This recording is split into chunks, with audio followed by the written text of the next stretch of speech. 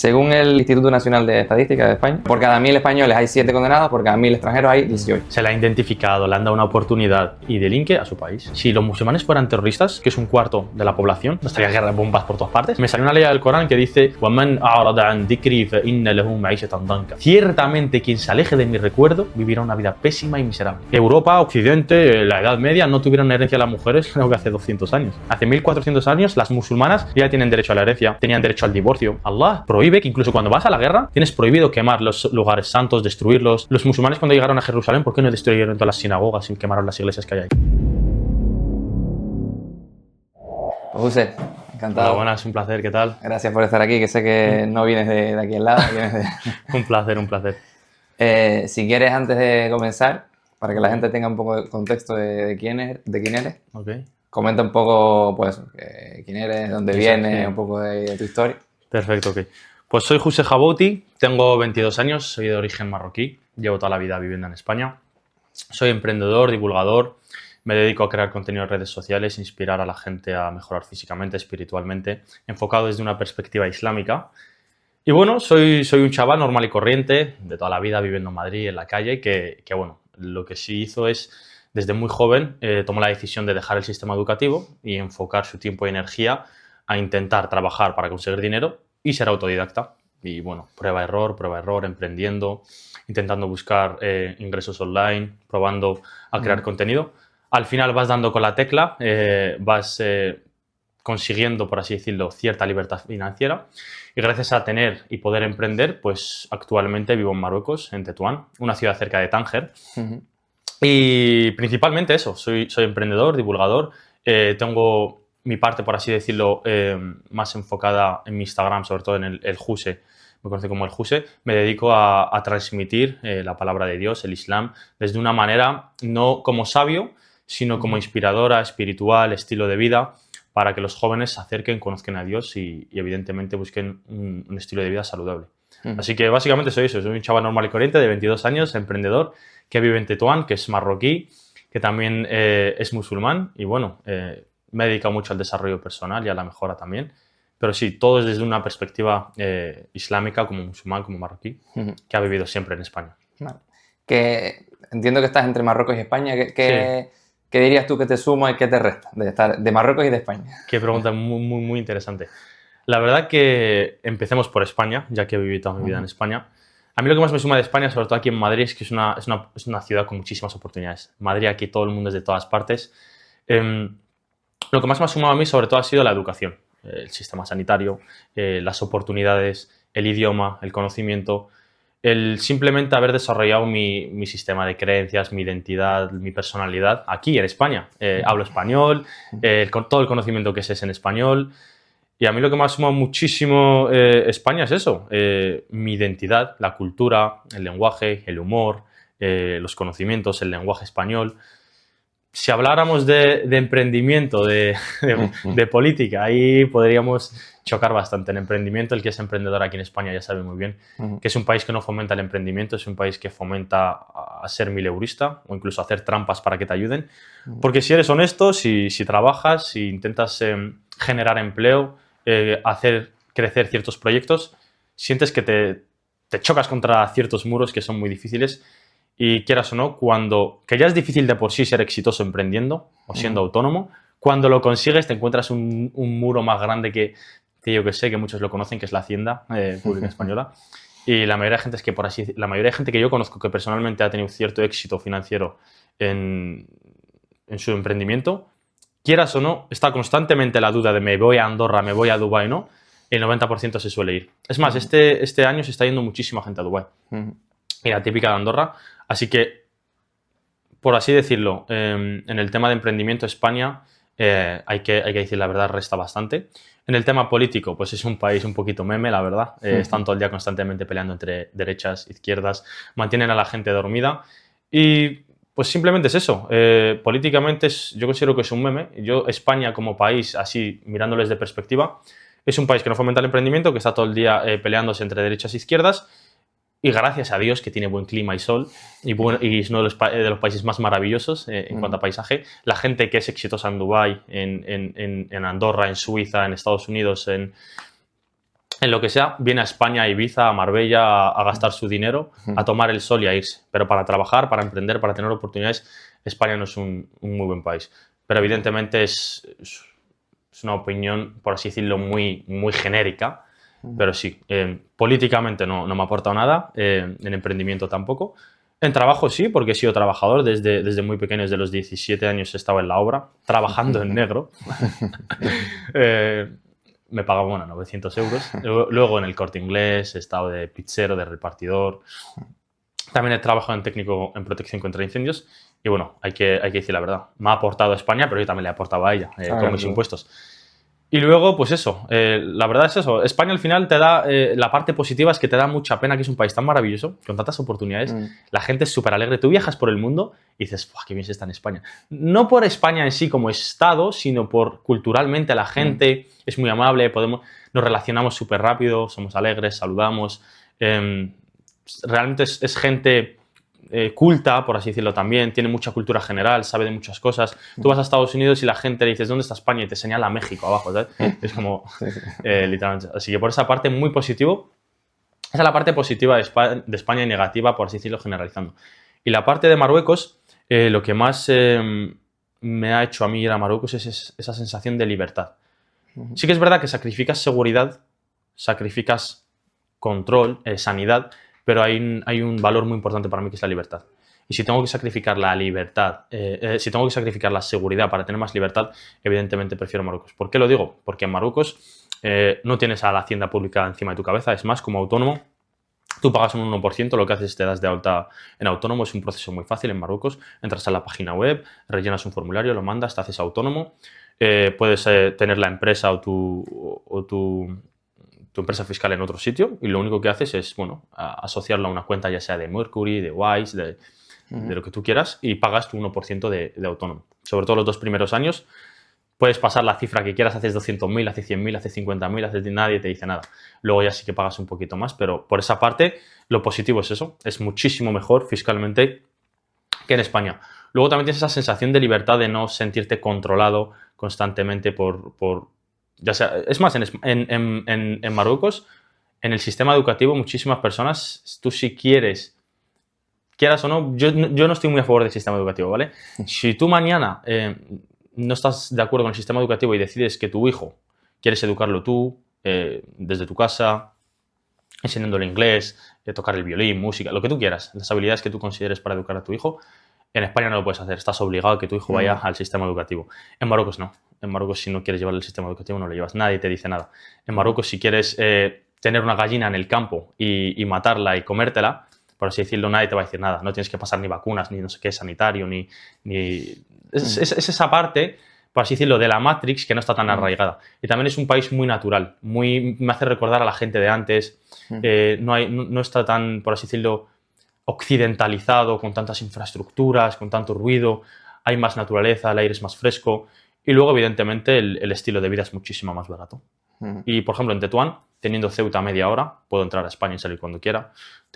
Ayer mismo cogí un avión, tardé 1 hora en llegar a Madrid por 15 euros, así que en esa parte es muy importante. Y, sobre todo, la sensación que el desarrollo personal que tienes viviendo en otro país. En Marruecos, tú cuando viajes, o te vas, ya sea a Marruecos, ya sea a Indonesia, ya sea donde sea, tú al estar en otro país, todos tus sistemas neuronales están generando nuevas sinapsis y nuevas conexiones para que tú te adaptes al país, para que generes contactos, para que seas espabilado, para que incluso el cambio dices, vale, 200 dirhams, ¿qué es? Estás constantemente aprendiendo, estando en tu zona de confort, pues no. Evidentemente estoy en Marruecos, no digo que vaya a estar para siempre, simplemente que ahora mismo estoy en Marruecos, pero subo y bajo, ya sea en este caso para grabar un podcast, para ayer estar con la familia y sí, subo bajo, por así decirlo. Pero estoy ahí, enfocado, emprendiendo y sacando mis proyectos adelante. Hay una de las cosas que, tocando ahora la parte de Marruecos, ¿Sí? En general, a la inmigración en general, Sí. una de las cosas que se le achaca, entre comillas, es la adaptación. ¿No? Okay. No, que no se adaptan. Sí. O si vienen, que se adapten. En general, sí, la típica. Si vienen a nuestro país, que se adapten. Exacto. Entonces, a mí me gustaría definir, y que la gente comente también, qué significa adaptarse. Porque para mí adaptarse no es que seas como yo. 100%. Para mí, por lo menos. Sí. Para mí adaptarte es que por lo menos seas un ciudadano pues, que respete, Totalmente. civilizado, etc. A mí me da exactamente igual, que sea Sí. chino, marroquí o mexicano, que yo salga a la calle y si tengo relación contigo, pues que nos respetemos entre nosotros. Me da igual si tú vas con un vestido, con otro, Sí. si vas a la sinagoga, a la mezquita o a la iglesia, 100%. o si no vas a ningún lado. 100%. Ahí estoy de acuerdo. ¿Qué es adaptarte, evidentemente? Yo creo que, como tú dices, como personas que vivimos en sociedad y convivimos, hay una cosa que se llama la ley, la Constitución. Independientemente de que vistas rojo, azul, te maquilles o no, vistes velo o no vistas velo, seas de Bangladesh, de China, da igual de donde seas, tienes que cumplir la ley, evidentemente. En esa parte yo estoy muy de acuerdo. Y en este caso, como la mayoría de marroquíes, por así decirlo, son musulmanes, en general,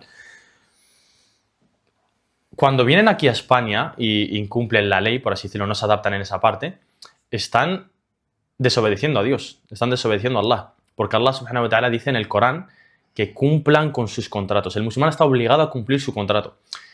Y cuando tú tienes una residencia, estás firmando un contrato social con el Estado español.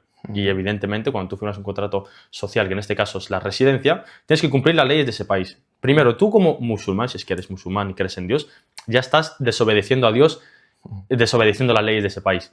Así que sí que es verdad que me encantaría separar la parte religiosa, musulmán, de marroquí. Sí. Porque el que es marroquí no siempre es musulmán o no es practicante y no tiene el concepto de Dios ni las leyes. En este caso yo siempre lo digo.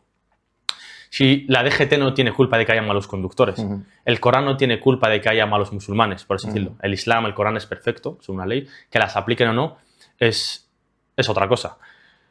Sí que es verdad que la típica de se adapten. Por ejemplo, como los latinoamericanos, que también son inmigrantes y vienen a España, se suelen adaptar más fácil, por así decirlo. Incluso les dan la nacionalidad antes, no sé si es un año o así o 2. Es por acuerdos entre países. Sí, les dan antes, porque evidentemente esos países han sido colonizados por España. Hablan español, comparten la misma religión. El idioma es algo es fundamental en el ser humano, la comunicación es importantísima.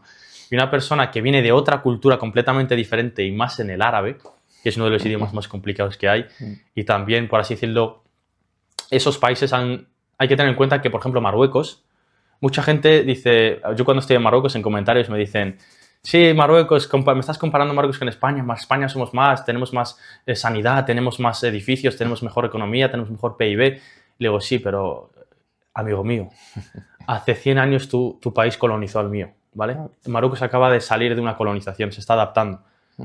Sí, ¿por qué no comparas a España con Suiza?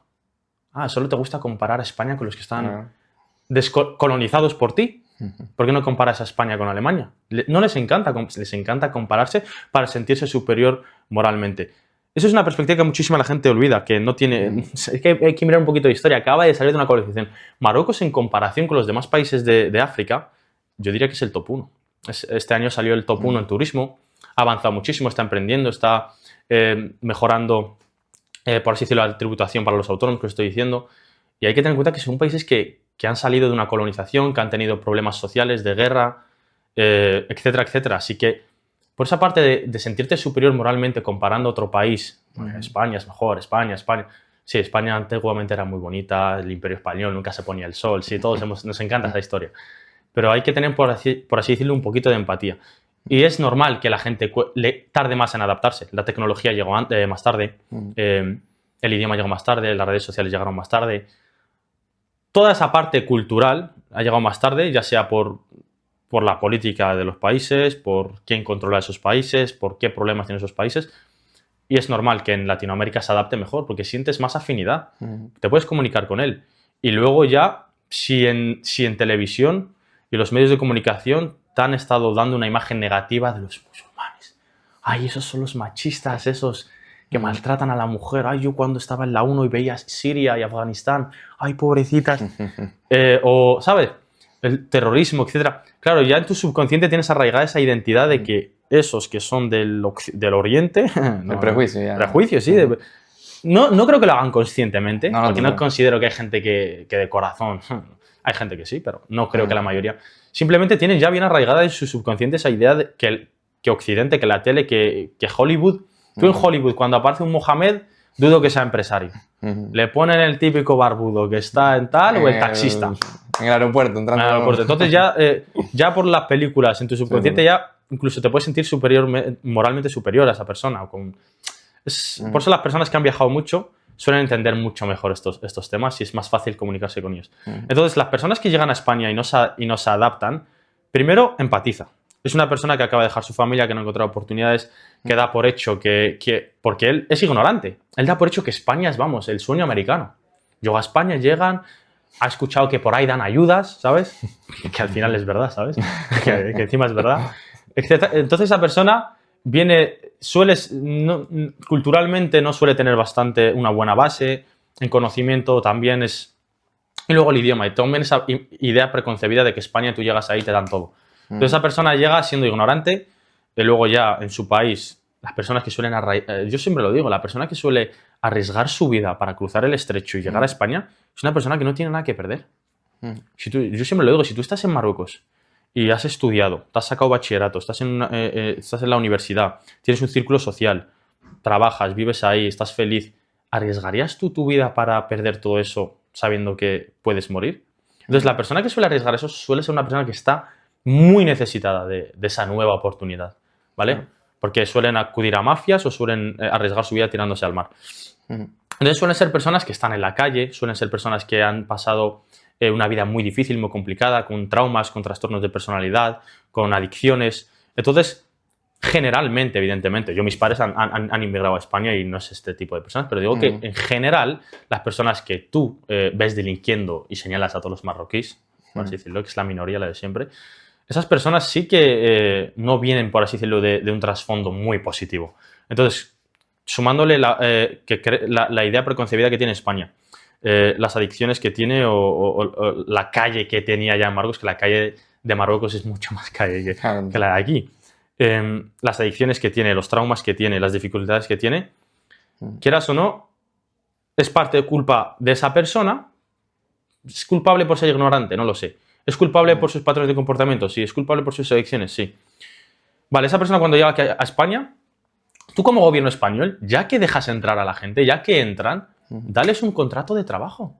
Dales una oportunidad. Vale, os acogemos, te doy un contrato de trabajo, te educo, unas clases de español básicas para que aprendas español, para que sepas comunicarte y darle una oportunidad. Vale, ¿en Marruecos qué era? Sí, yo en Marruecos era carpintero. Perfecto, ya que eras carpintero en Marruecos, ven a aprender español, una FP de carpintería y a aportar a la sociedad y ayudar y a ser proactivos. No, todos vienen todos, los meten en un centro de menores. Claro, ya ellos estaban juntos, por así decirlo, en Marruecos. Les cogen y les meten en el mismo sitio. No se mezclan aunque con la gente estés en Bilbao, aunque estés en Madrid, culturalmente el idioma siguen hablando entre ellos en marroquí. Siguen teniendo el mismo humor. No aprenden. Tú una persona que es marroquí le metes a un colegio que hay españoles o latinos aprendiendo una habilidad, quieras o no se va a adaptar, va a aprender español, va a aprender una habilidad. Entonces, primero, aquí en España tú cuando entras como inmigrante no te dan contrato de trabajo. Estás 3 años, como marroquí tienes que estar 3 años empadronado. Estás 3 años que nadie sabe quién eres.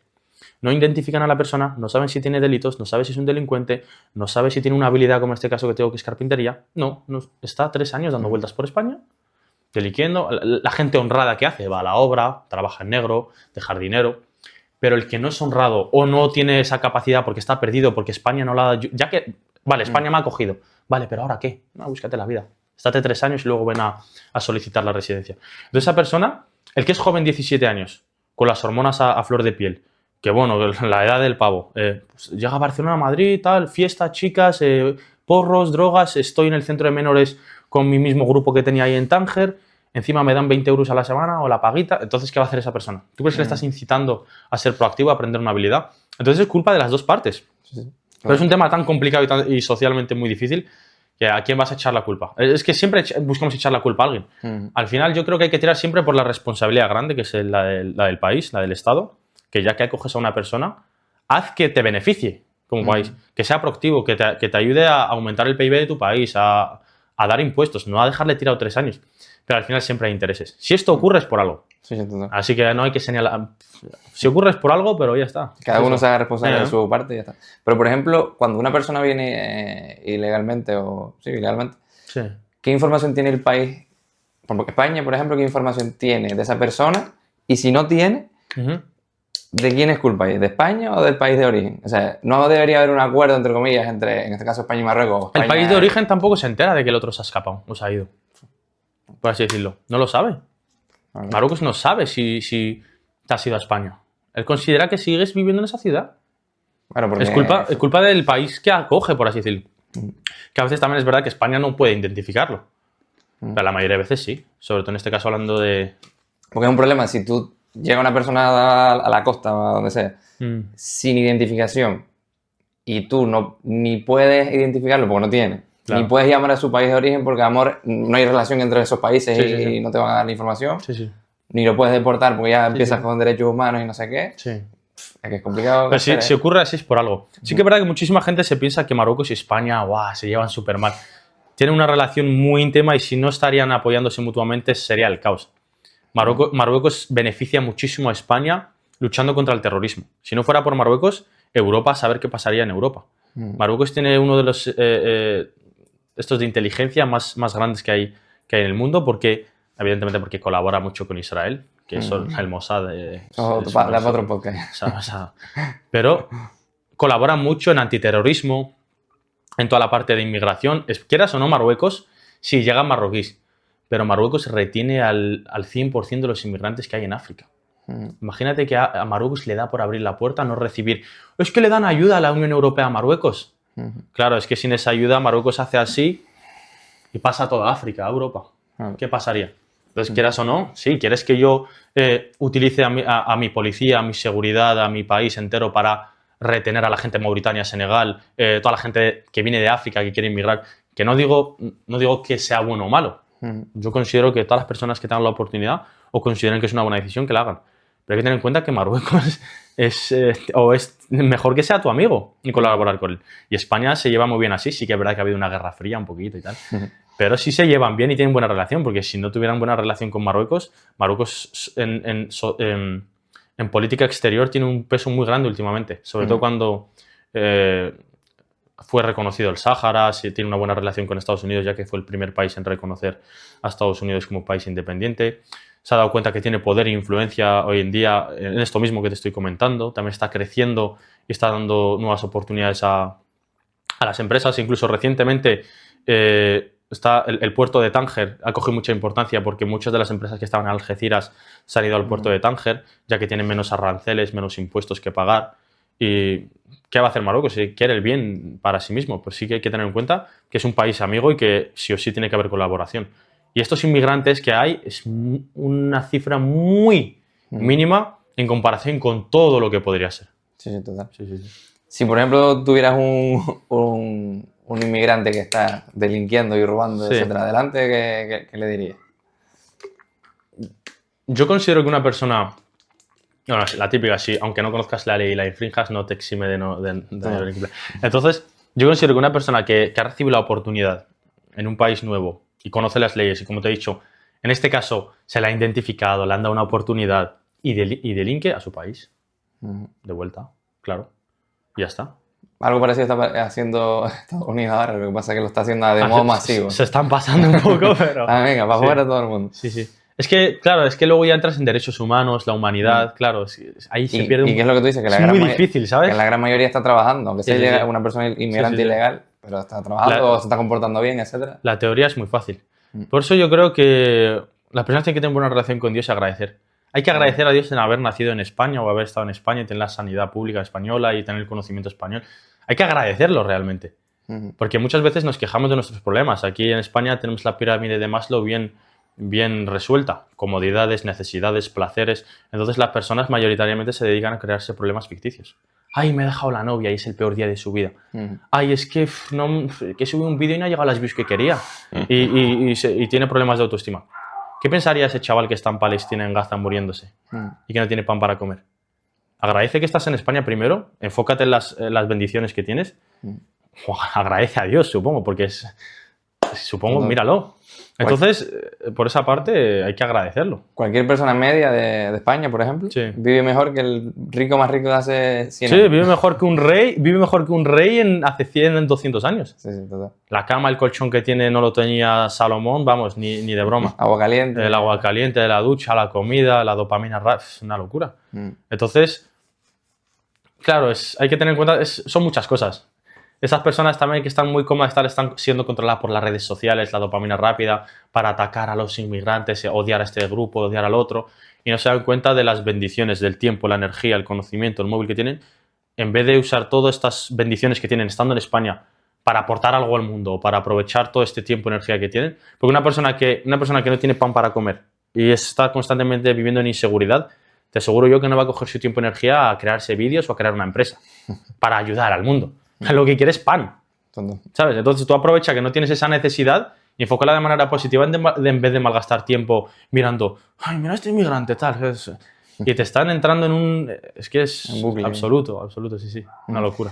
Yo, por ejemplo, mira, tengo un dato aquí, Sí. y ahora te explico por qué lo traje. Ok. Según el Instituto Nacional de Estadística de España, en 2022, la tasa de personas condenadas por cada 1.000 habitantes, por cada 1.000 habitantes se hace así porque si no, pues... Sí. Por España versus extranjeros. Es verdad que no ponen país. Sí. Puede ser un colombiano, puede ser un senegalés, puede ser un lo que sea. Condenados en 2022. Condenados, no detenidos. Que serían, bueno, condenados por cada 1.000 habitantes españoles. 7,5 condenados por cada 1.000 habitantes. Vale. Extranjeros, 18 condenados por cada 1.000 extranjeros. Por lo tanto, yo creo que... De 1.000 condenados, 78 son extranjeros. No, 18. 18. O sea, de cada 1.000 extranjeros, sí. 18 están condenados. Qué locura. Y de cada 1.000 españoles, 7 son condenados. Es decir, hay como el doble, no en tasa, no obviamente en valores brutos hay más españoles porque hay más habitantes. Pero por cada 1.000 españoles hay 7 condenados, por cada 1.000 extranjeros hay 18. A grosso modo es pues el doble, entre comillas, por la tasa. Sí. Aunque sea el doble, la gente se va a quedar, el doble. Pues ellos son peores, ¿no? Sí. Pero qué pena que de cada 1.000, 18 estén condenados y paguen los 1.000 ese prejuicio de ese 18. ¿Entiendes? 100%, totalmente. Al final es eso, siempre se señala lo que hace más ruido. Total. Y quieras o no, esta estadística pasa en España, pasa en Estados Unidos, pasa en cualquier país que tenga inmigración. Porque la persona que es inmigrante vive en un este social más bajo, está en un barrio marginado, es donde se mueve la droga, es donde una persona que no tiene oportunidades viene uno y le dice, bueno, si tú vendes esto... Al final, socialmente están en mucho más necesidad que la persona que es de ese país y sus padres tienen dinero. Realmente es un problema más social, socioeconómico. Esas personas que tienen más necesidad, cuando se les presenta la oportunidad de conseguir dinero de manera ilícita o sacrificando sus valores, suelen caer antes por necesidad. Entonces, esta estadística es en cualquier país. Pero como tú dices, es una pena que señalen a todos los demás. Pero así funciona el mundo. ¿Tú piensas que si de 1.000, 18 están condenados, los 900 y pico restantes que no están condenados, que a lo mejor se comportan bien, ¿por qué lo metes en el mismo saco? ¿Sabes? Sí, la comunidad musulmana, la verdad que sufre mucho las mujeres. Yo conozco personalmente a gente cercana que va por el metro, la ven con un velo, anda, quítate eso, adáptate al país, sí, seguro que estás sufriendo de tal. Y realmente sí, puede que esa mujer...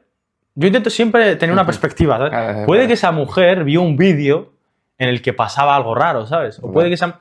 Entonces, los demás siempre pagan toda esta parte. Y si no eres una persona que trabaja bien su autoestima y conoce bien su identidad, puedes verte muy afectado por estos prejuicios y estas generaciones. Entonces, yo creo que lo más importante es que una persona trabaje bien su autoestima y su identidad. En plan, cuando conoces tu valor, sabes quién eres. A mí me es irrelevante que una persona... Bueno, recibo comentarios todos los días. Yo, amenazas de muerte, musulmana a tu país, moro de mierda, etcétera, etcétera. Si yo no tuviera una autoestima y conozco bien mi identidad, sé quién soy realmente en mi esencia, esos prejuicios me podrían afectar. Entonces yo creo que es muy importante que las personas...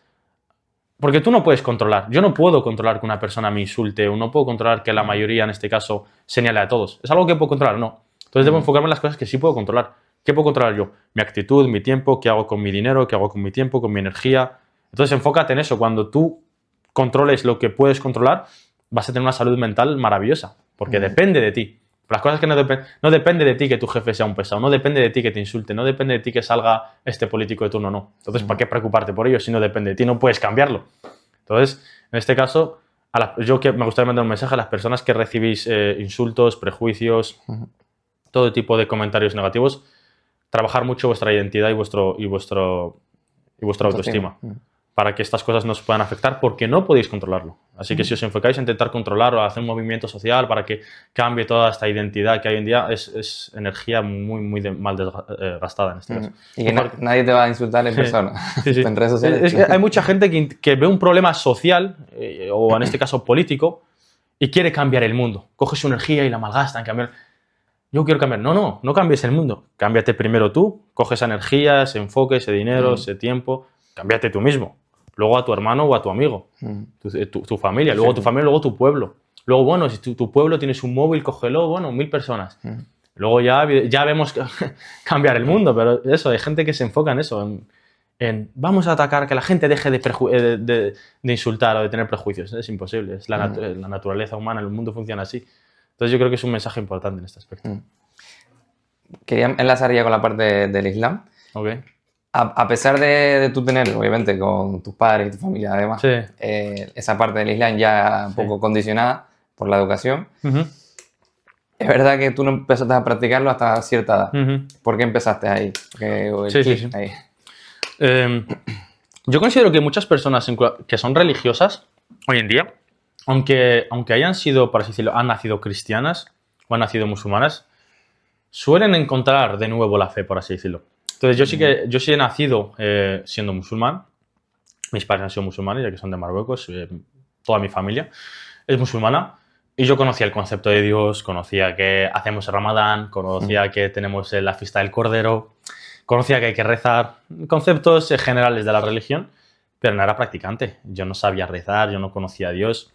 Y bueno, viviendo en España, yendo al instituto, yendo a fútbol, en la calle, yo no sabía cómo adaptar mi identidad musulmana y hacer que me funcionase en mi día a día. Es más, lo veía como algo negativo. Veía como que la religión es una... Pues, prohibido esto, qué pereza, ¿no? La religión... No, primero, no tenía conocimiento, no sabía quién es Dios en este caso, no he querido conocerlo. No comprendía o tampoco quería comprenderlo y nunca lo he aplicado en mi vida desde, por así decirlo, desde joven hasta los 16 y medio, en este caso. Entonces yo... por así decirlo, yo vivía pues eso, como cualquier adolescente.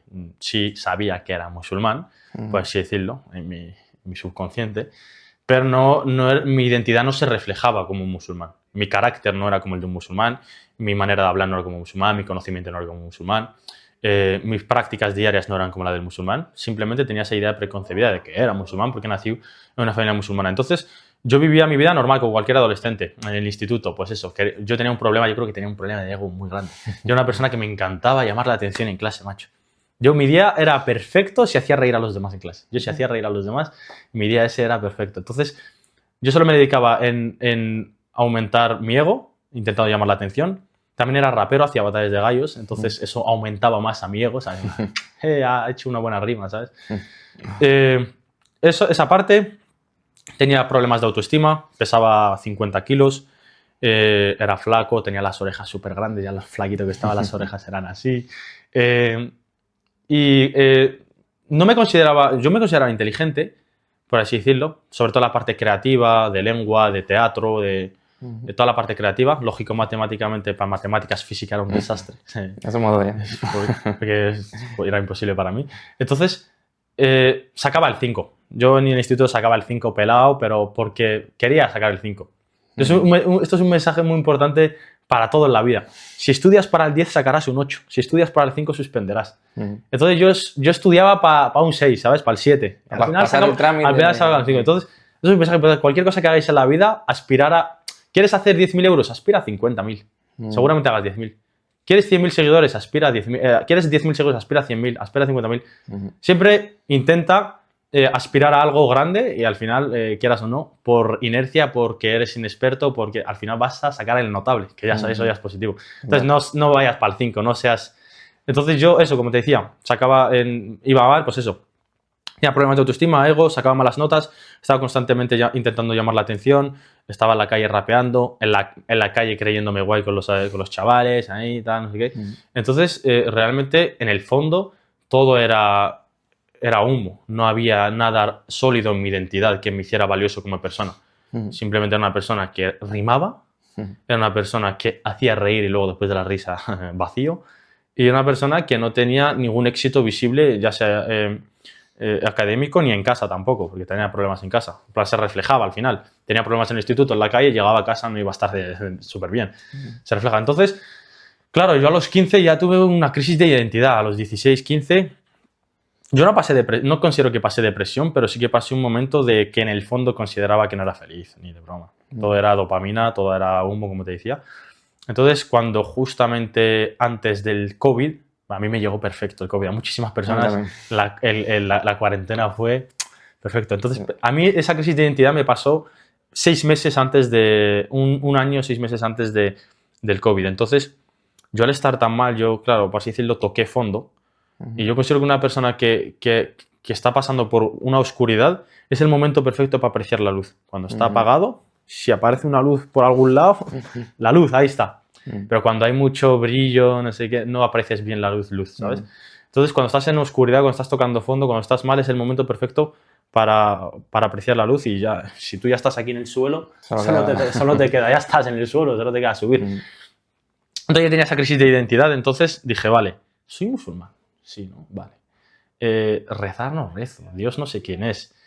Entonces, yo lo que intentaba en ese momento era buscar cuál era mi problema. Me estaba haciendo preguntas para saber qué es lo que me ha llevado a esa situación, qué es lo que me falta realmente. Entonces, yo siempre lo digo, me encontré con una ley del Sagrado Corán, la estaba yo así deslizando por Instagram, y me salió una ley del Corán que dice وَمَنْ أَعْرَضَ عَنْ ذِكْرِي فَإِنَّ لَهُ مَعِيشَةً ضَنْكَ. Y es Allah subhanahu wa ta'ala, Allah Dios. Allah es Dios en árabe, básicamente. Sí. Aunque suene a Allah, suena a otro Dios, no nosotros. Es Allah es Dios en árabe, básicamente. Allah subhanahu wa ta'ala decía en el Corán, ciertamente quien se aleje de mi recuerdo vivirá una vida pésima y miserable. Suena así normalito, básico, pero a mí en ese momento era como, lo estaba escuchando en 3D, básicamente. Entonces, Allah dice en el Corán, ciertamente quien se aleje de mi recuerdo vivirá una vida pésima y miserable. No posiblemente, no a lo mejor, no. Ciertamente, Dios, el creador de la sabiduría, del éxito, de todo de lo que existe, te está diciendo que ciertamente, para sí o sí, ¿no? Vivirás una vida pésima y miserable. Entonces yo dije, a mí eso me chocó, como te dije, eso lo escuché yo, vamos, me llegó al corazón y dije, hostia, sí me he alejado de Dios, man. Que Dios nada, yo no rezaba nada, no sé qué. Entonces, ahí, por así decirlo, di con el problema a mi situación. Entonces, como musulmán, como tú comentabas, sí nací en una familia musulmana, pero no era practicante hasta este momento. Entonces, cuando yo entendí ese problema, dije, vale, ¿quién es Dios? Voy a conocer a Dios. ¿Cuáles son sus atributos? Entonces, una cosa muy importante para cualquier musulmán o creyente es conocer muy bien a quién estás adorando. ¿Quién es Allah en este caso? ¿Cuáles son sus atributos?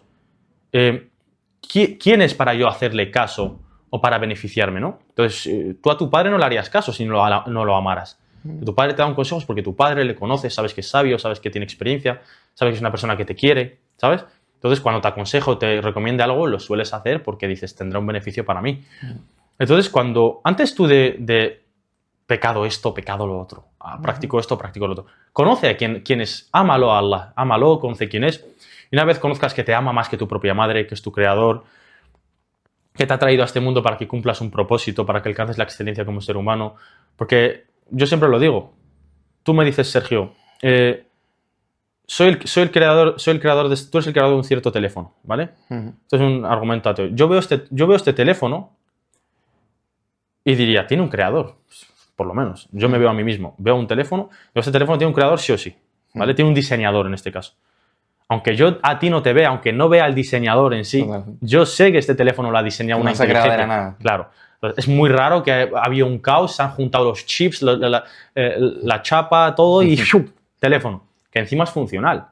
Que puedo hacer ciertas cosas. Entonces yo veo este teléfono y tú, Sergio, me das una guía. Tú cuando abres la caja del teléfono tienes un manual de instrucciones. Tú vas un manual de instrucciones y me dices, carga el teléfono con cargador de tipo C, que si no la batería se puede fastidiar. ¿Qué va? Tengo libre albedrío. Yo este teléfono puedo cargarlo como a mí me dé la gana.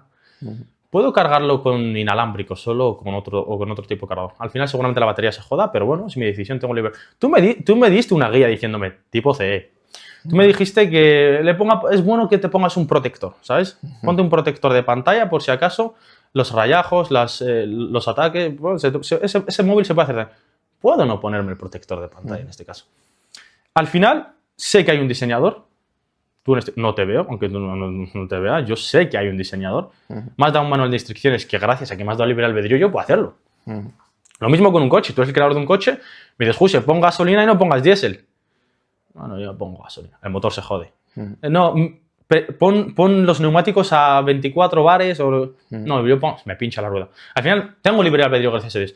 Entonces, una parte del Islam, de Dios, es conocerlo y saber que es el más sabio. Saber que es el creador de todo lo que existe, del tiempo, del espacio, de la sabiduría, de tu mente que está limitada, de todo lo que existe. Nosotros incluso, un argumento muy ateo es el Big Bang, el universo es... Nosotros creemos en el Big Bang. Es más, el Big Bang, esa teoría la formuló un cristiano. Un cristiano. Eso reafirma la existencia de Dios. Nosotros creemos que el Big Bang es lo que originó Dios para que creara el universo. Básicamente es una causa, simplemente. Él creó el Big Bang para que se expandiera. Entonces, todas estas cosas, yo, por ejemplo, que me hizo creer mucho en Dios, es esta parte de que es el más sabio, de que me ha dado un manual de instrucciones, que es mi creador, que es simplemente que tu corazón esté latiendo ahora mismo, que todo funcione perfectamente, la respiración, el oxígeno, la digestión, las células. La gente que suele entrar en la ciencia al principio es atea, pero la gente que profundiza mucho la ciencia dice imposible que no haya una inteligencia superior, es que esto es perfecto. La Tierra, la gravedad, nada falla. Esa parte, luego la parte, también tenía la duda conmigo mismo en esa época, antes de yo considerarme practicante o ser musulmán practicante.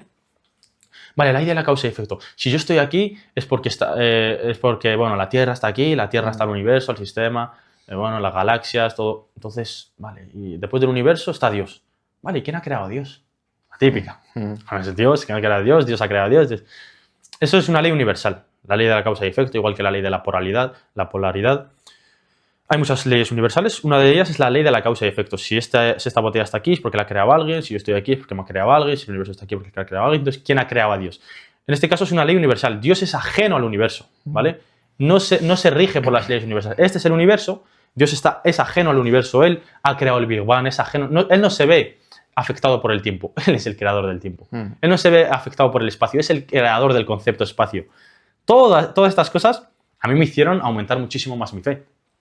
Entonces, por esa parte, y como te decía, el diseñador. Entonces, digo, Dios me ha creado, ya estoy creyendo en él. Vale, me ha dado un manual de instrucciones para que yo viva mi vida, el Corán. Claro, cuando empiezas a aplicarlo, cuando ves su sabiduría, dices, es que es perfecto. Es perfecto para el estilo de vida. Entonces, sí, yo he venido de un background islámico, pero yo creo que un practicante real, un practicante que lo aplica en su vida, en sus relaciones, en sus negocios, en su manera de hablar, en su conocimiento, es una persona que sí ha profundizado, ha buscado conocimiento y ha creído en Dios científicamente, con pruebas, con todo en este caso. No simplemente porque tus padres sean musulmanes. La gente que suele simplemente soy musulmán, suele ser gente que luego le ves bebiendo alcohol y fumando porros y dice, no, cerdo haram. Sí, ¿y el alcohol qué es? ¿Y el porro qué es? ¿Y el robar qué es? No es haram, Dios te ha dicho que robes. Entonces, suele ser gente que no conoce bien a su creador, no conoce bien las reglas las leyes de su religión y no tiene este concepto y presencia de que Dios le está vigilando, de que le va a juzgar, de que el mal, el bien, etc. Entonces es importante para ser buen practicante, conocimiento. Ahora que te estoy entrevistando a ti y que he entrevistado a un rabino judío y a un católico, los tres me han dado la misma definición de Dios. Entonces, yo por ejemplo, yo no soy religioso, pero sí creo, que ya es opinión, no creo que sea la verdad absoluta, pero sí puedo creer que hay un Dios o una inteligencia superior, o como queramos llamarlo. Me gustaría saber si estos tres religiones, entre comillas, porque ya hay variantes, doctrinas y tal, todas tienen como la misma idea de Dios, ¿dónde se empieza a diferenciar? Porque ya empieza uno, no, es mi Dios, no, el Dios del Islam, el Dios del cristianismo. Vale. Si empiezas a rascar y vas a la esencia de todas, incluso de mí, que yo no soy religioso, tenemos la misma opinión, ¿sabes? Sí, nosotros los musulmanes consideramos que es el mismo, solo hay un Dios, ¿vale? Nosotros los musulmanes somos la religión que más acepta, por así decirlo, porque nosotros creemos en Moisés, el profeta de los judíos, creemos en Jesús, aceptamos a Jesús. Aceptamos el evangelio que le descendió a Jesús, aceptamos la Torá que le descendió a Jesús, aceptamos a todos los profetas y consideramos que el Islam viene desde el principio de la humanidad. El Islam no es que lo trajo el profeta Muhammad, el Islam llegó desde el principio de la humanidad con Adam, en este caso. El Islam, ¿qué significa Islam en árabe? Islam es sumisión. Islam, la palabra Islam es sumisión y paz, básicamente, es paz y sumisión. Salam, cuando yo te digo salamu alaikum, salam es que la paz sea contigo. Islam viene también de la rama, Islam también viene de la rama salam, que es paz. Entonces, paz y sumisión. Entonces, como musulmán, consideramos que tú te tienes que someter a Dios. Tienes que, por así decirlo, someterte a Dios. Entonces, ¿qué es ser musulmán? ¿Qué es el Islam? Es el sometimiento al Creador, al único.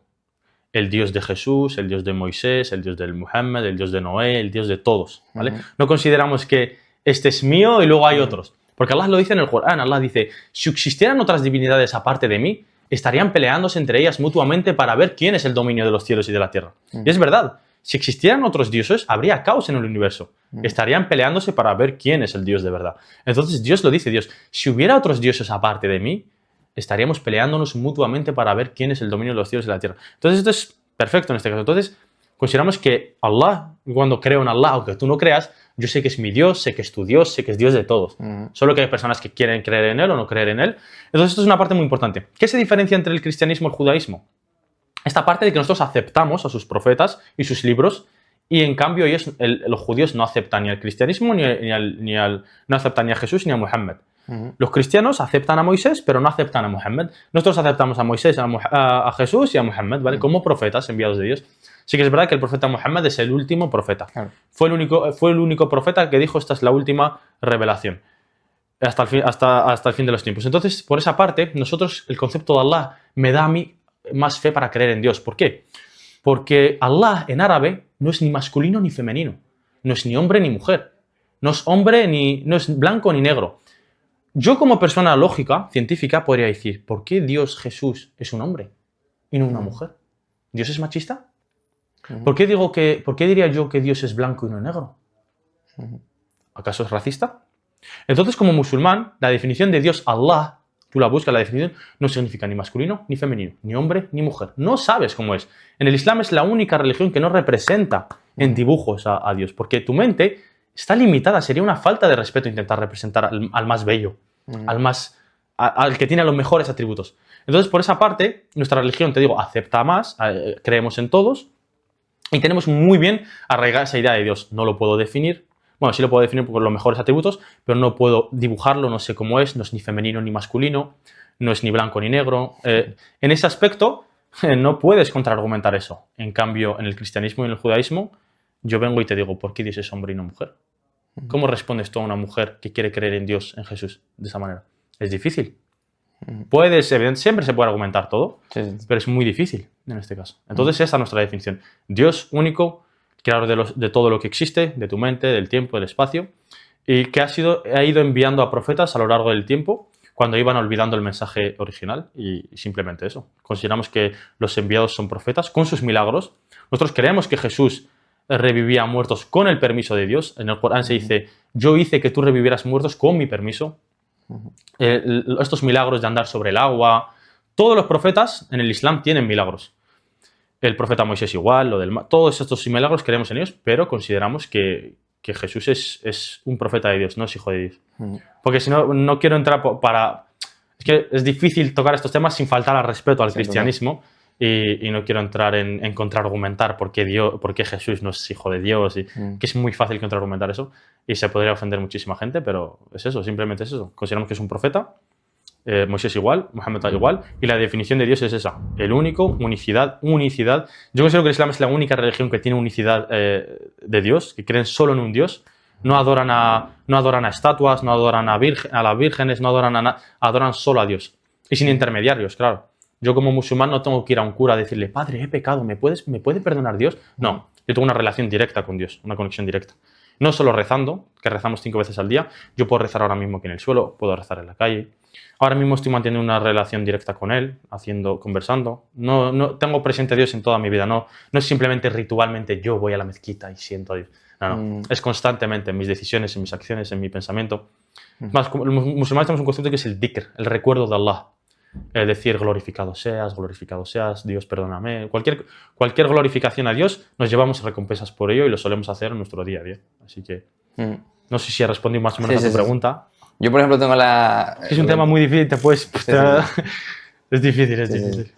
Yo, por ejemplo, lo que te comentaba, yo puedo creer que hay una inteligencia superior, llámalo Dios, llámalo lo que sea, pero es una creencia, o sea, no estoy 100% seguro, pero no me meto en religión. O sea, a día de hoy, como le dije en el vídeo también, a día de hoy no me identifico con ninguna religión. Desde fuera, sí es verdad que me gusta saber de cada una de ellas y me gustaría indagar y leerme la Biblia, el Corán, la Torá, etc. Son libros muy gigantes y te vas a llevar toda la vida, ¿sabes? Pero sí me gusta ver esos patrones en común, quedarme con lo bueno y como vi en un vídeo también, es más lo que nos une que lo que nos diferencia. 100%. Y quedarte 100%, con eso. 100%. Entonces, eso, mi idea de Dios, también yo veo Dios, entre comillas, en todos lados. O sea, no necesito ir a una iglesia, a una mezquita, a una sinagoga, sino lo veo en las plantas, en la gente. En el Islam tenemos ese concepto. En la naturaleza, en la playa. Los profetas solían ir mucho a la naturaleza. Es un acto de adoración, salir a la calle, a la naturaleza, ver un árbol, ver una planta, un pájaro cantar, el mar. Es adorando a Dios, viendo su creación y adorando. Los profetas, la mayoría llegaba, la revelación, eran pastores, la mayoría, que estaban en el campo, alejados de la sociedad, teniendo un retiro espiritual, y ahí conectaban mucho con Dios. El profeta Muhammad se lleva a la montaña siempre, a meditar, a reflexionar, y ahí es cuando realmente conectas mucho con Dios también. Cuando estás en la sociedad, con el ruido, con el teléfono, en el metro, es difícil sentir a Dios, ¿sabes? Es difícil. No conectas con nada, ni con Dios, ni con Dios nada. constantemente se está comunicando con nosotros, simplemente que nosotros no estamos dispuestos a escucharle. Y es difícil escucharle con el ruido que hay, con las notificaciones, con la dopamina, con el amigo, con este, con otro. Entonces, una habilidad muy importante que yo, tengo como una escuela de alumnos, que también una habilidad muy importante que les aconsejo es usar la habilidad del silencio a su favor. Es, por así decirlo, hacer un ayuno de dopamina, pero en el sentido de en todo. Fuera teléfono, fuera comida procesada, fuera distracciones, para poder estar en silencio. Y cuando estás en silencio, es cuando realmente escuchas tus patrones, ves tus patrones de comportamiento, ves tus traumas, ves los vacíos internos. Vale, ¿yo por qué lleno este vacío con esta adicción? Cuando no hay ruido, cuando no están las notificaciones, cuando no está la presión social, cuando no hay ese querer aumentar tu ego, es muy bueno para solucionar tus problemas. Y el silencio, ahí es cuando sueles escuchar mucho a Dios también. Y entiendes tus problemas, todo. Y entonces es muy bueno usar el silencio a su favor y hacer un ayuno de dopamina en este caso para poder estar en silencio y meditar. Es difícil con el ruido, con todo, cogerte ya, irte a la habitación, sentarte y ponerte a meditar. Es imposible, vas a estar pensando en... Entonces es muy bueno hacer un ayuno de dopamina de 36 horas en el que practiques bien para llegar incluso... El objetivo es aburrirse lo máximo posible. No nos aburrimos hoy en día. Nada de libros de ficción, nada de teléfonos, nada de comida procesada. Incluso si podrías solo agua y limón, perfecto.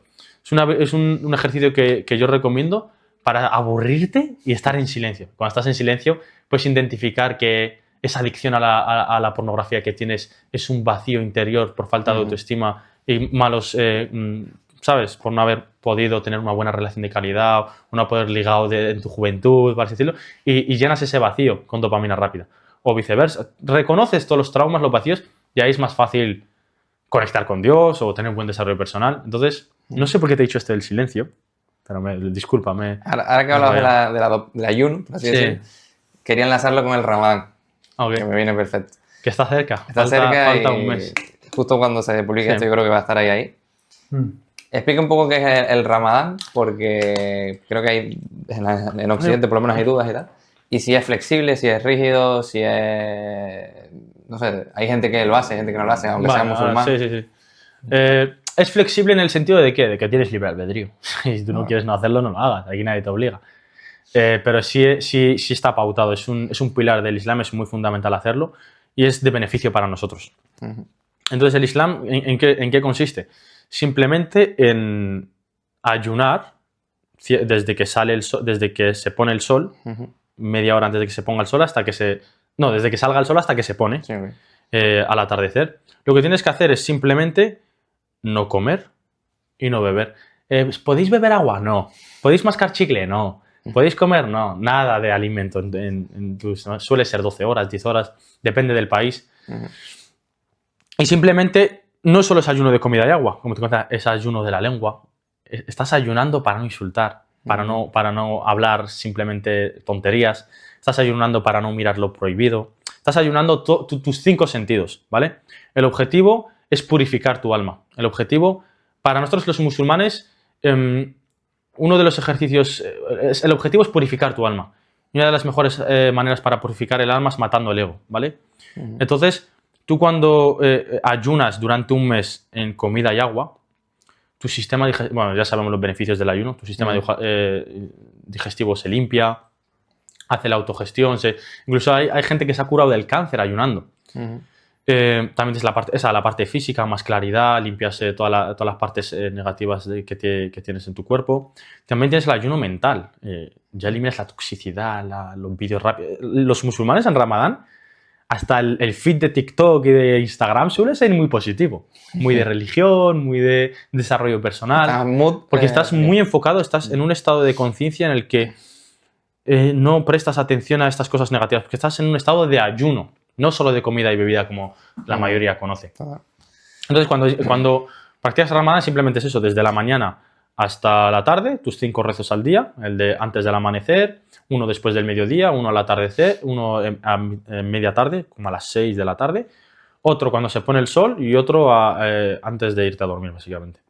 Y tú sigues haciendo eso y sigues viviendo tu vida normal. Vas a trabajar, vas al instituto, vas a hacer deporte, lo que tú quieras. Pero el objetivo del ayuno como musulmán es un mes en el que conectas mucho con Dios. Eliminas el ruido, como te decía, eliminas la comida procesada, eliminas las malas conversaciones. Es el momento perfecto para cambiar. La mayoría yo cuando encontré a Allah y cambié fue en Ramadán. Estaba haciendo Ramadán y es un momento perfecto. Porque por todos los beneficios que tiene, y es un pilar del Islam y el objetivo es eso, conectar y acercarnos más a Dios y purificar nuestra alma. Porque todos alimentan su cerebro con conocimiento, con libros, con podcasts, con audiolibros. Todos alimentamos nuestro cuerpo con comida, depende de cada persona lo que come, pero nadie alimenta el alma. El alma también, incluso, no es algo que científicamente se puede demostrar, pero es algo que se siente. Todos consideran que tiene una parte espiritual. Hay gente que la llena con meditación, hay gente que hace yoga, hay gente que va al budismo, hay gente que acude a diferentes doctrinas, pero el alma necesita alimento. Entonces el mes de Ramadán es el mes perfecto para recargar tu alma, para afrontar todo el año.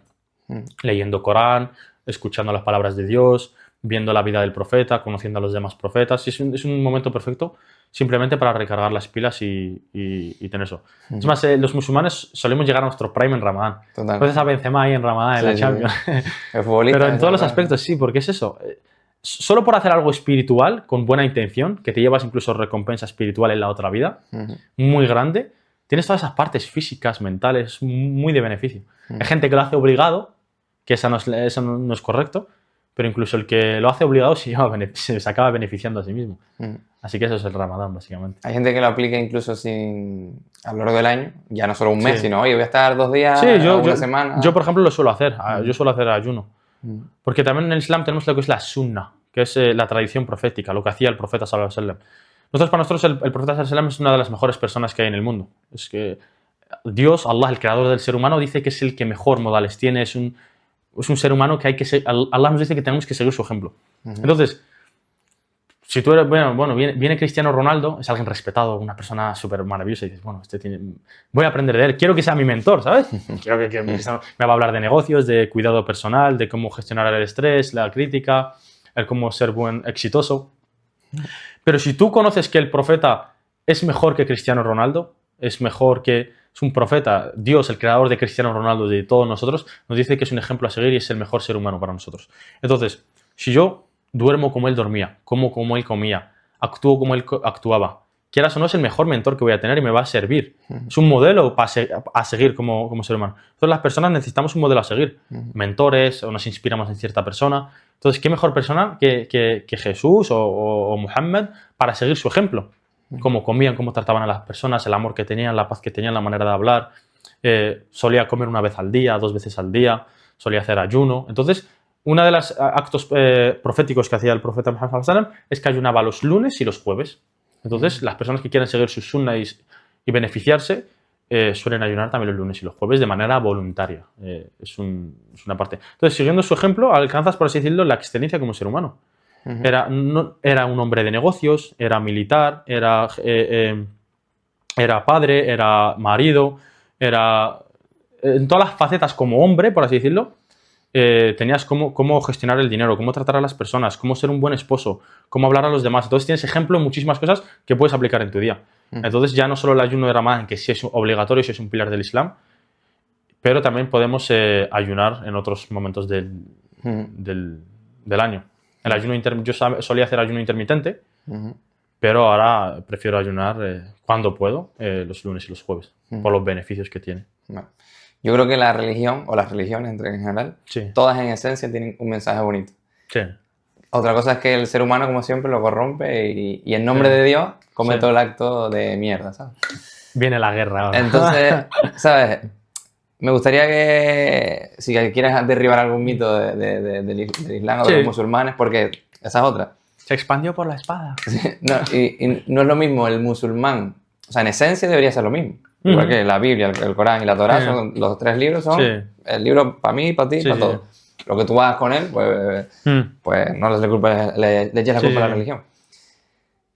Pero, por ejemplo, en la parte musulmán, Emiratos Árabes es musulmán, Irán es musulmán, Afganistán es musulmán, pero cada país tiene sus leyes. 100%. Entonces, por ejemplo, si en Arabia Saudí los homosexuales están condenados a muerte, por ejemplo, ¿eso es una ley de Arabia Saudí como país o del Islam? Porque en Marruecos amor no es condenado a muerte, ¿sabes? Sí, eso entiendo. Por ejemplo, los países hay que diferenciarlo muy bien. En cualquier religión hay sectas, ¿vale? En cualquier religión hay sectas. Por ejemplo, Irán es una parte chiita, ¿vale? Entonces, cuando hay sectas, la religión está corrompida. No es culpa del mensaje original, al igual que el cristiano original. Entonces, que un país tenga ciertas leyes no significa que representa al Islam, en este caso, no significa que representa al Corán. Una cosa que me gustaría derribar, un mito que me gustaría derribar es la típica. Los musulmanes son terroristas. Los musulmanes no son terroristas. El que es terrorista, es un delincuente, solo que usa el nombre de la religión para beneficiarse en muchos aspectos. Imagínate si esto es una pregunta normal. Si los musulmanes fueran terroristas, que es un cuarto de la población, miles de millones de personas, ¿tú crees que no hubiera caos en el mundo? ¿No estaría guerra, bombas por todas partes? O aquí en Madrid, o en Europa, ¿sería un caos? Si todos fueran terroristas, si tuvieran esa intención. No, evidentemente no. Es esa parte minoritaria que se identifica. Entonces, como decía antes, no es culpa de la DGT que haya malos conductores, no es culpa del Corán que haya gente que lo interpreta mal o decide hacer cosas en su nombre. Entonces, si yo diría que los musulmanes son terroristas, podría decir que los cristianos son terroristas también. Cuando todo lo que mataron en la Inquisición, todo lo que han matado. Entonces, no puedes decir, es un argumento inválido, no puedes decir que toda la parte, es como no sé si es un argumento, no me acuerdo el nombre, pero es una falacia. Tú no puedes decir que una religión entera es terrorista porque una minoría haga algo. Es lo que estamos Yo no puedo decir que porque en mi barrio me roban 5 negros, todos los negros son ladrones. Es esa parte de generalizar. Entonces hay que separar muy bien la religión del terrorismo. No representa al Islam. El Islam es paz. El Islam significa paz. El Islam, en el Corán sabemos que si tú matas a un ser humano es un pecado mayor. Y si matas a un ser humano es como si hubieras matado a toda la humanidad. En pecado, en el día del juicio final, en pecado es como si hubieras matado a toda la humanidad. Y si salvas a un ser humano es como si hubieras salvado a toda la humanidad. Entonces el Islam no incita a estas cosas, evidentemente. Es más, incluso el suicidio es un pecado mayor.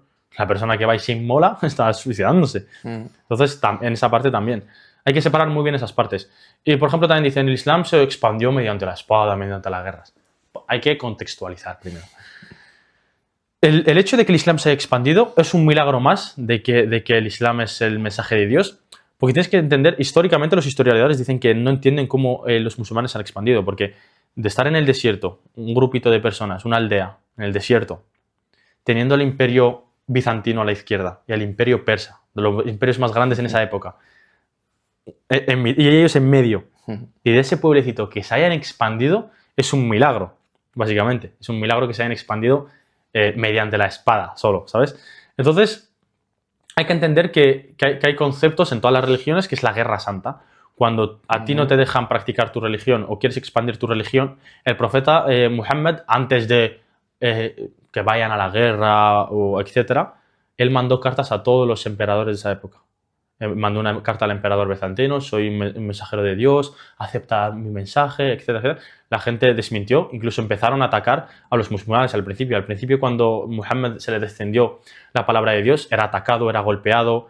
Todos los grandes seres humanos han sufrido muchísimo. La verdad es que han sido muy atacados. En su época. Ya después son endiosados. Ah, sí, sí, sí.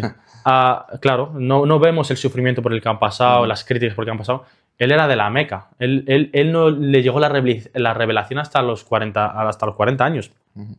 Entonces, él antes de los 40 años vivía en la Meca, era conocido como el confiable, era buena persona, era súper conocido. Entonces, en el momento que llegó el mensaje de Dios, le empezaron a atacar, eres un brujo, eres un tal. Le echaron de la Meca, le empezaron a atacar los idólatras de esa época. Entonces, él, por primera parte, él fue atacado y luego ya se defendió, evidentemente. Entonces, cuando ya ocurrió el contexto de querer expandir el Islam después de hacerlo pacíficamente o mediante comunicación, quieras o no, si no vas a la guerra, siempre, si tú te van a atacar. En plan, si no es él, va a venir el Imperio Bizantino y te va a acabar matando. Te van a acabar matando y va a acabar destruyéndose. Va a venir por la otra parte el Imperio Persa y te va a acabar destruyéndose. El contexto histórico como era antes. Y es una sabiduría de Dios. Si Dios considera que había que ir a la guerra, es porque tiene un beneficio, es porque tiene una sabiduría detrás. ¿Quién es el creador de la sabiduría? Dios. Si Él decide que en este momento determinado de la historia tiene que ocurrir una guerra, es porque Dios ha querido que sea así, ¿vale? Entonces es un milagro, los historiadores dicen es un milagro que se haya expandido, incluso tan rápidamente, en tan poco tiempo, por esa parte. Y el Islam tiene reglas. El Islam fue, el profeta Muhammad sallallahu alaihi wasallam fue el primer hombre que trajo el feminismo al mundo. Le dio derechos a la mujer, le dio derecho de herencia. Antes, en los árabes, en esa época, cuando nacía niña, una chica la enterraban. Era considerado, o tengo un niño o no quiero una hija. Él llegó, prohibió eso, le dio derechos a la mujer a tener herencia. Europa, Occidente, la Edad Media no tuvieron herencia las mujeres, creo que hace 200 años o 300. Hace 1400 años las musulmanas ya tienen derecho a la herencia, tenían derecho al divorcio. Fue la primera persona que trajo el feminismo al mundo, por esa parte. Luego también en las guerras, cuando iban a la guerra, había ciertas reglas, por Dios, para ir a la guerra. No podías atacar a un niño, no puedes atacar a un anciano, no puedes destruir y quemar los lugares sagrados. Si te fijas, en todas las ciudades que había cristianismo, los musulmanes cuando llegaron a Jerusalén, ¿por qué no destruyeron todas las sinagogas y quemaron las iglesias que hay ahí? Incluso el Santo Sepulcro que hay ahí. Porque está prohibido para ellos. Allah prohíbe que incluso cuando vas a la guerra, tienes prohibido quemar los lugares santos, destruirlos, violar a las mujeres. Antes los cristianos, los vikingos, quien sea, llegaban a una ciudad, violaban a las mujeres, quemaban los santuarios, destruían la ciudad, saqueaban. El Islam está prohibido esa parte. Incluso está prohibido en ir a la guerra e entrar directamente a atacar una ciudad. No. Comunicas que quieres la guerra con ese imperio, con ese general. Se le llega y acudís a un campo de batalla, luchan los hombres contra los hombres, y luego ya llegan los musulmanes a la ciudad conquistada diciendo hemos ganado, lo siento. Puedes practicar tu religión, puedes ser cristiano, puedes ser judío. Evidentemente tienes que pagar un impuesto para vivir en mis tierras, para que yo te proteja. Pero se sabe históricamente, con hechos, de que los cristianos han practicado su religión en tierras musulmanas, los judíos igual, en Al-Ándalus, en Jerusalén, en todas estas partes. Entonces, la guerra era eso, era transmitir el mensaje y había un contexto específico con unas ciertas reglas que evidentemente han sido muy justas y de las más justas en la historia. Y que me hace gracia que yo desde fuera no estoy en ningún bando, y me hace gracia que a lo mejor los cristianos achaquen al Islam lo de la espada, cuando los propios los imperios más fuertes de la espada, precisamente. Es el imperio el español, el inglés, el romano. Pero es lo que te decía, siempre es desde esa perspectiva de Occidente, de tenemos la verdad, de somos, de España es mejor que Marruecos, no mejor que Alemania. Siempre ese egoísmo, ese globalismo de que son el centro, de que son los mejores, de que tienen la verdad. Hay que viajar mucho y abrir mucho el corazón para entender estas cosas. Porque ¿quién no se siente especial? Soy español, el imperio más grande. Vive en el pasado, tío. Vive en el pasado porque eso ya no está, ¿sabes? Entonces, es esa parte también de, como ser humano, de desarrollo personal. Una persona que tiene, en este caso, autocrítica, que no tiene siempre señala, es una persona que sí se sabe que tiene desarrollo personal. Y yo recomendaría a todos los que son religiosos que siempre refuercen su creencia. Yo ahora mismo soy musulmán, pero yo es que ya está, soy musulmán ya toda la vida. No, yo constantemente sigo investigando, sigo reforzando mi creencia, sigo investigando. Hay que cuestionar tus creencias siempre. Eso es de ser una persona sabia. Sí, porque ahí, si no la cuestionas, empieza ahí el fanatismo. Claro, eso es. El fanatismo religioso, pero el fanatismo puede ser en otros aspectos también. Sí. Y es interesante también porque es eso, lo que tú dices, lo que te comentaba también antes de los países de Afganistán, Irán o lo que sea. Sí. que aquí salta la noticia, ¿no? Afganistán prohíbe a las mujeres a conducir, por poner un ejemplo. ¿No? A ir Eso, a no beber. eso no es Islam. Exacto, y la gente asocia el Islam, ¿no? Sí, no. Porque ahí que es normal, por así decirlo, Claro. pero no es así. No están actuando desde lo que dice el Islam. Es un país que, bueno, tú has visto cómo van las mujeres. Sí, Ahí, que no pueden hacer nada, no pueden. Yo que no soy religioso, bueno, no soy religioso, Sí. ¿qué hábito del Islam me recomendarías para aplicar en mi vida? ¿Qué hábito del Islam te recomendaría para aplicar en tu día a día? El mantener... te podría recomendar muchos. Digo, lo que quieras. El mantener tu relación directa con Dios en todas las partes, donde tú quieras. El tener líneas rojas. Vale. El ser firme en tu creencia. El no tener miedo a que los demás consideren. Te da un sentido de identidad fuerte. Y lo que te recomendaría mucho del Islam es realmente saber... Lo más recomendable del Islam es el aplicar. Es una religión de aplicar. El aplicar, el no hablar, el aplicar, el rezar, tener constante. Somos la única religión que tenemos más practicantes. Todos los días. 5 veces al día tenemos una relación constante con Dios. 5 veces al día.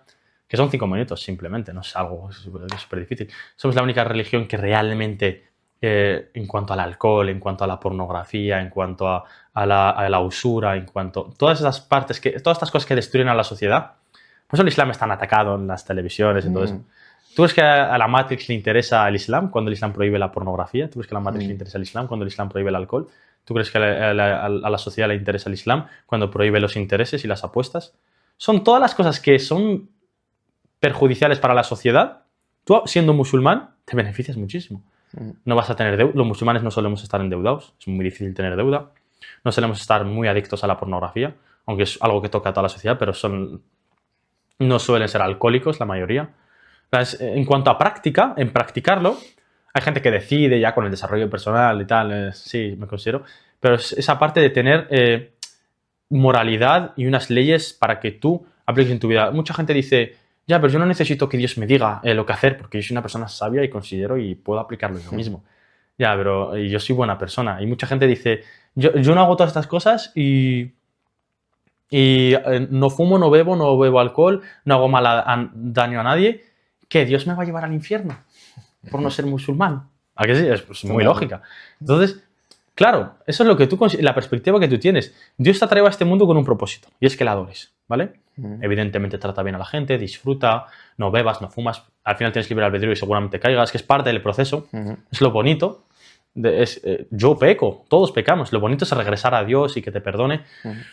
Entonces tú me dices, yo hago todo esto, tío, pero voy a ir al infierno. Si soy buena persona, hago un podcast, tengo desarrollo personal, como saludable, tengo mi relación sana, etc. ¿Por qué? ¿Voy a ir al infierno con todo el bien que he hecho? Claro, esa es la perspectiva que tú tienes. Si yo te digo, Sergio, yo soy empresario y te contrato en una empresa y te digo, quiero que lleves los palés del punto A al punto B, ¿vale? Esa es tu función en la empresa.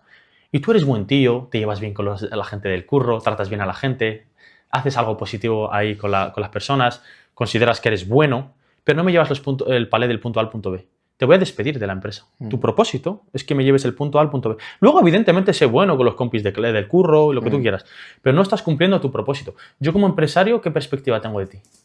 No vale. Te voy a despedir, no vales. Dios es lo mismo. Te ha traído con un propósito a este mundo. Tú no lo estás cumpliendo. Sí, pero soy buena persona. Sí, pero es que no llevas los palés del punto A al punto B. Entonces, claro, tú consideras que por adorarle No, adorándole te beneficias. Alcanzas tu excelencia como ser humano. Para tener moralidad necesitas un ser superior que dé unas reglas. Porque si sigues tu moralidad y yo sigo la mía, para mí es bueno pegarte un tortazo, pero para ti es malo.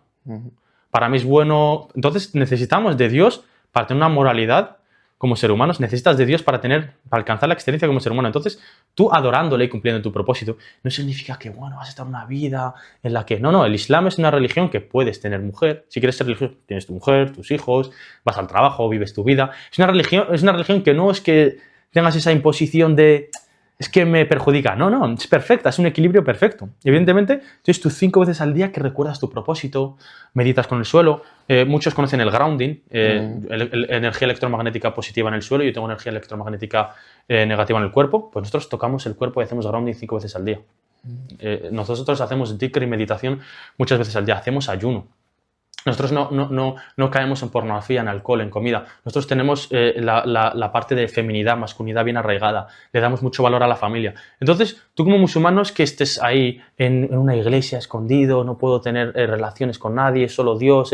No es una religión que sientas que tienes una imposición y que te va a perjudicar en tu vida. Es como que mucha gente ve que la religión es un peso para él. Te quita libertad, ¿no? Te quita libertad. Entonces el Islam no, te da libertad. Te da muchísima libertad porque muchos te pueden decir también, eres esclavo de Dios. Literalmente el Islam es someterte a Dios, es ser esclavo de Dios, por así decirlo. Ser esclavo de Dios es ser realmente libre. Porque todos somos esclavos de algo. O eres esclavo de tus pasiones, o esclavo del dinero, o esclavo de las drogas, o esclavo de la dopamina, o esclavo de lo que tú quieras. Pero como ser humano sí o sí adoras a algo. Sí o sí. Gente que adora el dinero, hay gente que adora el ego, hay gente que adora todo. Es imposible por naturaleza, como nos ha creado Dios, estamos diseñados para adorar algo. Entonces, yo decido adorar al creador de todo. Quiero dinero, adoro al creador del dinero. Él es el más rico, el que me va a dar riqueza. En vez de adorar mis pasiones, la adoro a él. Adoras a Dios. Entonces, no me puedes decir, eres esclavo de Dios. No, tú eres esclavo de tus pasiones y de tu ego. Sí o sí eres esclavo de algo. Sí, entonces, es una parte perfecta. Entonces, yo te recomiendo... ¿Por qué te recomendaría el Islam?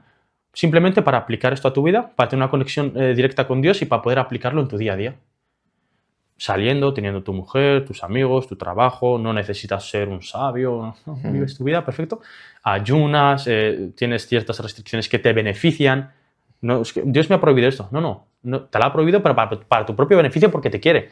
Pero si quieres probar, prueba. Si quieres beber alcohol, bebe. Si quieres apostar y endeudar tu familia, hazlo. Tienes libre albedrío, ¿sabes? Al final eso es lo que te recomendaría del Islam y un poquito más. Y te incitaría a investigar, es muy, muy interesante. Sí. Es que el otro día subí una frase, cuanto más aprendo, menos sé. O sea, es que... Solo sé que no sé nada, eso es. Total. ¿Qué la dijo? ¿Séneca Sócrates, o Marco Aurelio o Sócrates? No me acuerdo. Es una religión muy estoica también el Islam. Sí, total.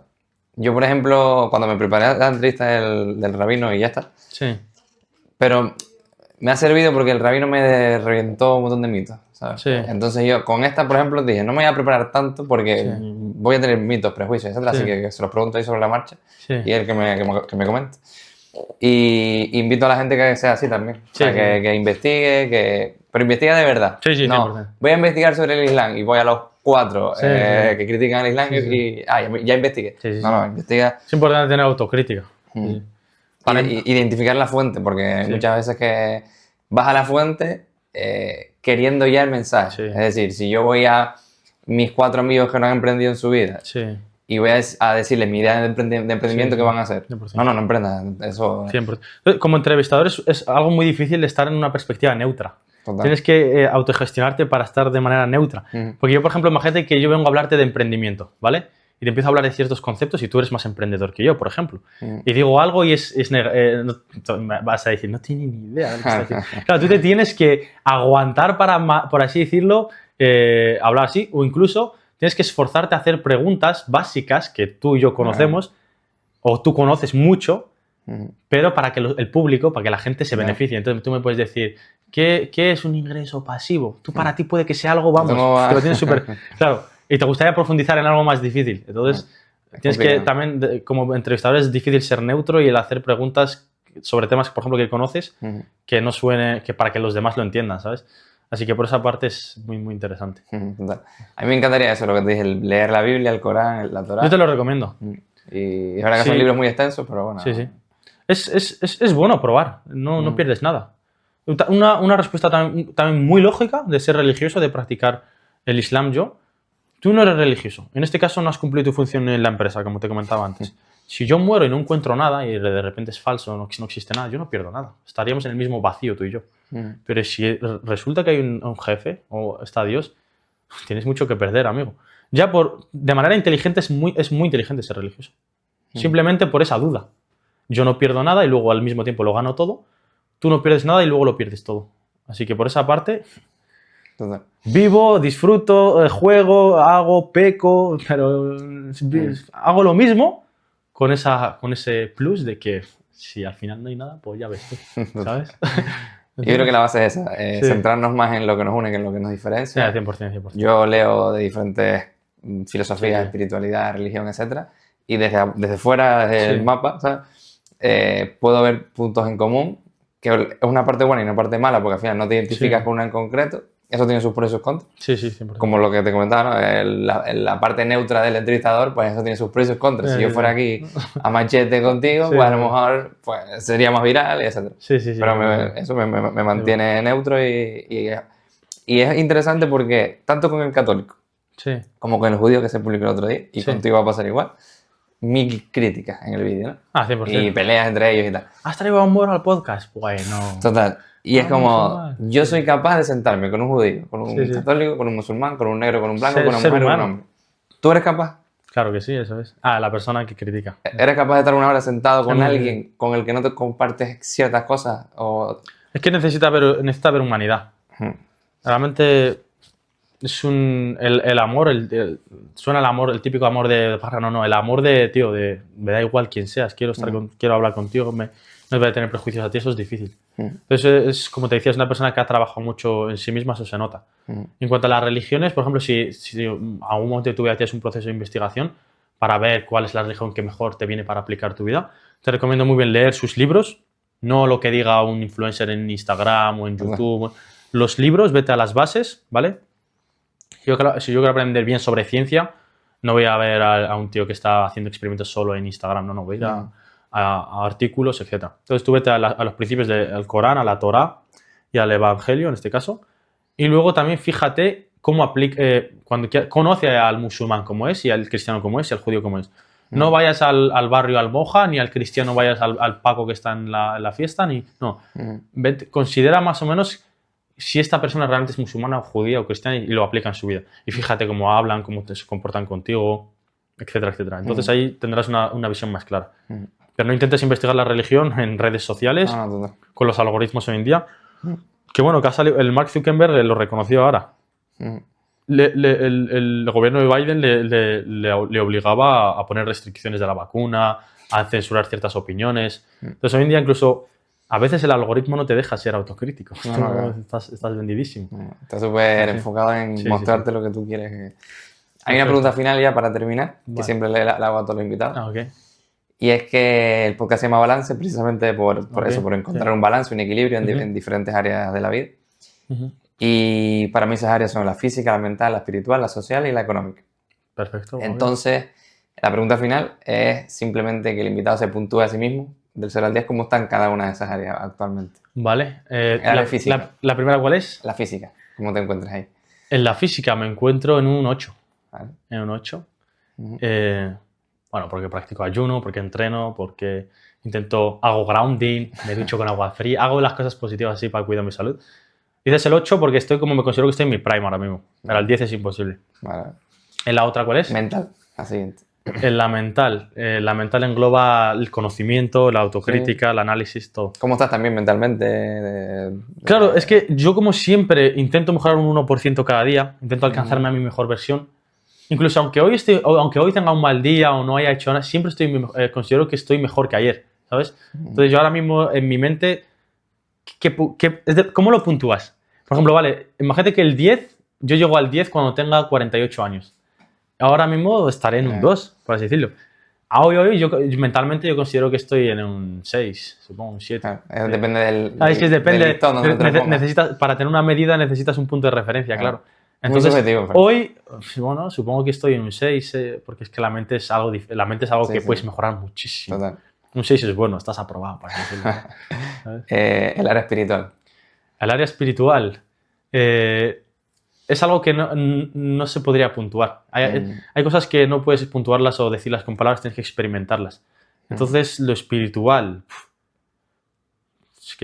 yo creo que siempre es un 10, la espiritual. La espiritual es una sensación diferente. No se puede explicar con palabras o puntuar. Yo siempre le pondría un 10 a lo espiritual. Esa conexión de saber que eres buena persona, de que estás constantemente buscando esa relación con Dios, tratar a las personas con amor, buscar la paz. Esa sensación profunda en tu interior de que quieres el bien, buscas el bien, estás intentando alcanzar la excelencia, siempre vas a estar en un 10, siempre. Es ese pilar que si falla, yo creo que falla de lo demás. Sí, total. ¿El área social? El área social. Socialmente tengo que ser muy bueno. Socialmente sí. Siempre he sido muy social. Social, no sé. Ahora mismo sí que he cerrado mucho mi círculo social. ¿Sabes? Cuando, no sé, cuando te dedicas a emprender, cuando haces redes sociales, etc. El social me veo muy, muy bien. Justamente vengo ayer de hacerle una sorpresa a mis padres, estoy muy feliz. También tengo intención de casarme en un futuro, pronto, en un futuro. Quiero casarme joven también.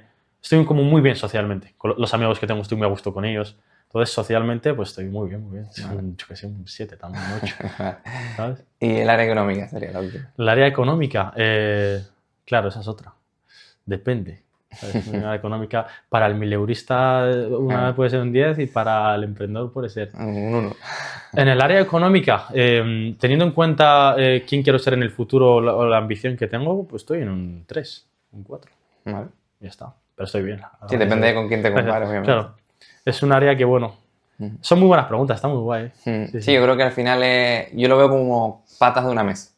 Que desde que coges a una, ya la mesa va a coger. Sí, 100%. Es verdad que el equilibrio perfecto y tal... Es difícil. No es que no es difícil, es imposible. Es un concepto interesante porque si tú eres muy bueno económicamente, quiere decir que pasas menos tiempo con la familia. Estás sacrificando tu tiempo, tu energía para tener muy buen negocio y tal, pero pierdes lo social. Pero si le das mucho a lo social, el ámbito profesional pierde. Entonces es muy bueno el equilibrio, me gusta el balance. Entonces en el Islam tenemos el concepto de que lo mejor está en el punto medio. No tienes que irte ni al extremo bueno ni al extremo malo. Entonces incluso en el Islam es malo ponerte a rezar 24 horas todo el rato o hacer buenas acciones en exceso. Y también el punto medio es una religión eso, punto medio, vive tu vida, relaciones, tal, profesional y también la relación con Dios. El balance es muy, muy buen nombre para este podcast, entonces es muy, muy top. En el punto medio está la virtud, decían los estoicos. Eso es, 100%. Yo considero que sí. Pues ya, ¿no? Un placer. Un placer, la verdad que muy buena entrevista. Que te haya gustado. Encantado, muy agradecido, gracias por la oportunidad. Y bueno, esperemos que el balance siga a tope y que la gente entienda este concepto. Y bueno, os invito a escuchar podcast, a educaros y a tener autocrítica en este caso. Así que un placer.